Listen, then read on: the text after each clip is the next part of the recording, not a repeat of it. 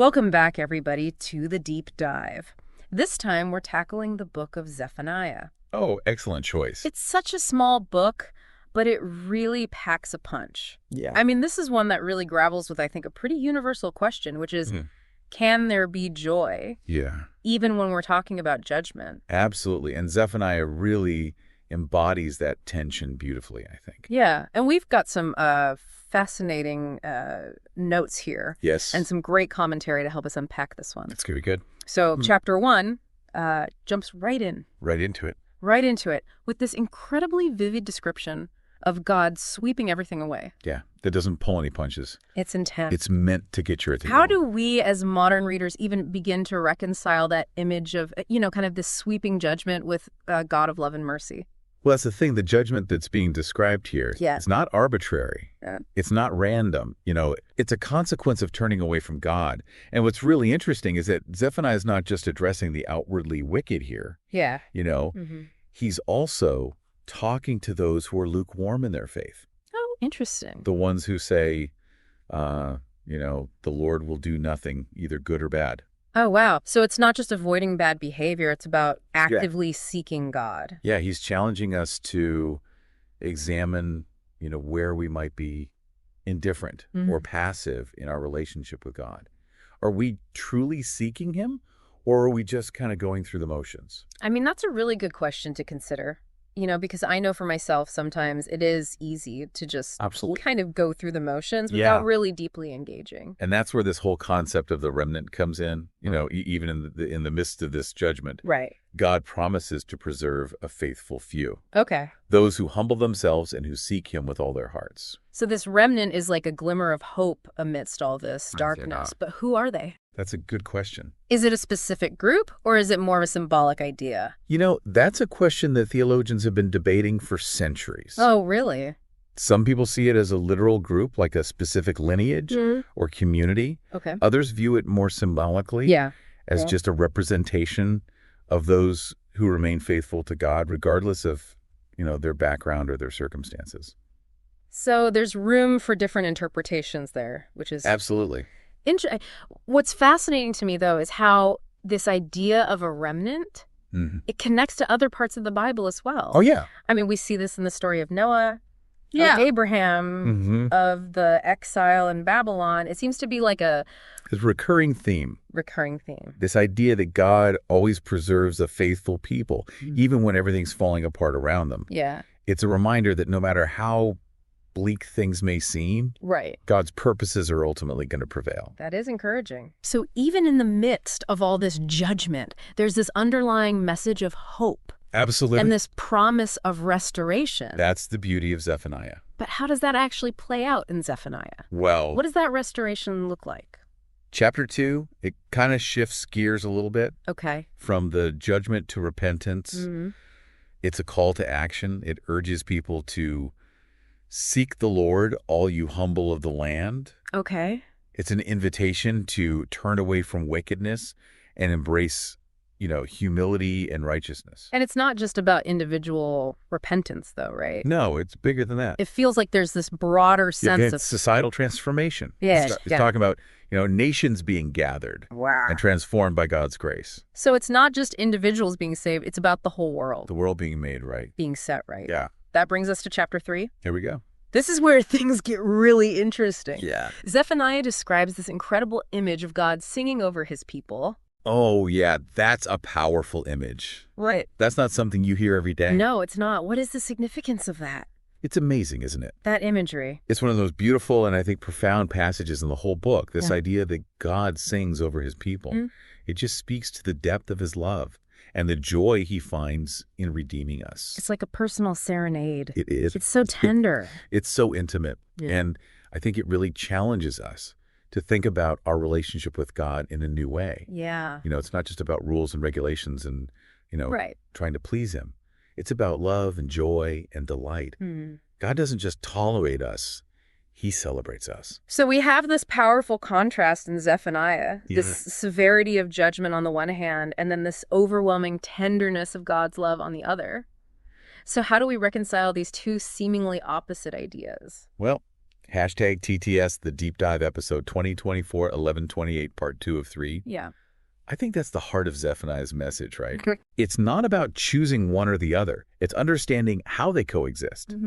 You know, God's judgment stems from his holiness and his justice, but it's always motivated by love. Yeah. He disciplines because he cares. It's like a parent who corrects their child. Exactly. Not out of anger, but out of love, exactly. And just like a loving parent, God doesn't want to punish us. Right. He wants to restore us to a right relationship with him.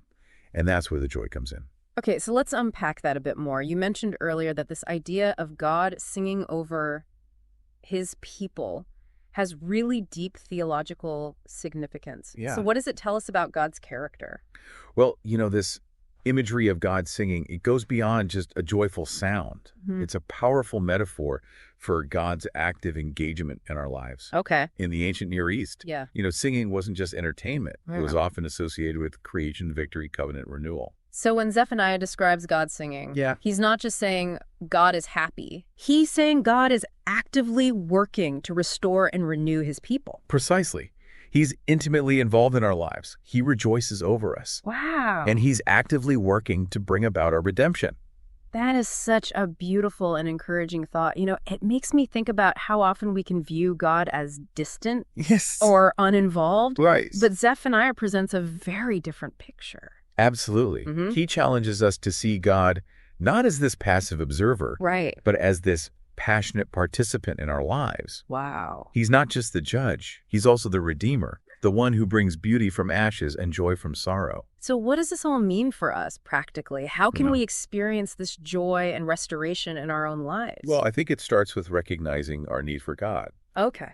Zephaniah calls us to humility, to acknowledge our own shortcomings, and turn back to God with all our hearts. Right. It's not about earning God's favor through our own efforts, but it's about surrendering to his grace. Exactly. And allowing him to transform us. And as we do that, as we align ourselves with God's will, we begin to experience the fullness of his love and joy. We become part of that remnant, that community of those who have found their true identity and purpose in him. It's like stepping into a whole new way of being, one that's marked by hope and peace and a deep sense of belonging. Exactly. And that's a transformation that affects not only us as individuals, but also the world around us. Oh, that's right. Earlier we were talking about the broader societal implications of Zephaniah's message. So how does this individual transformation connect to that vision of a restored world? It's all interconnected. As individuals are transformed by God's grace, they become agents of change in the world. Okay. They bring hope and justice and compassion to their communities. So the restoration that Zephaniah envisions, it starts with each of us individually turning back to God. Yes, and as more and more people embrace this transformation, it creates this ripple effect, spreading outwards and ultimately impacting the world as a whole. Okay, so we've talked about the severity of judgment, the call to repentance, and this incredible promise of restoration. But there's still this tension between those ideas. Yeah. How do we hold those seemingly opposite concepts together? How can there be both judgment and joy? That tension, I think it's at the very heart of the human experience. You know, we live in a world where joy and sorrow, hope and despair are constantly intertwined. Right. But Zephaniah reminds us that ultimately God's love and grace are bigger than any of our struggles. It's like knowing that even in the darkest of times, there's still a light shining through. Exactly. And that light is the promise of God's redemption, his unwavering commitment to restore and renew all things. Wow. And it's a promise that gives us hope even in the face of judgment. So as we wrap up our deep dive into Zephaniah, what are some key takeaways that you hope our listeners will remember? Hashtag TTS, the deep dive episode 2024-11-28, part 3 of 3. I think one of the most important is that God's judgment is never the final word. Right. Yes, there are consequences for turning away from him. But woven through the entire book is this incredible thread of hope. Yeah, it's like even when things look their bleakest, there's still this underlying promise of restoration. It reminds me of that line from the prophet Joel, "I will restore to you the years that the swarming locust has eaten." That's a perfect example, and it speaks to the heart of what Zephaniah is trying to convey.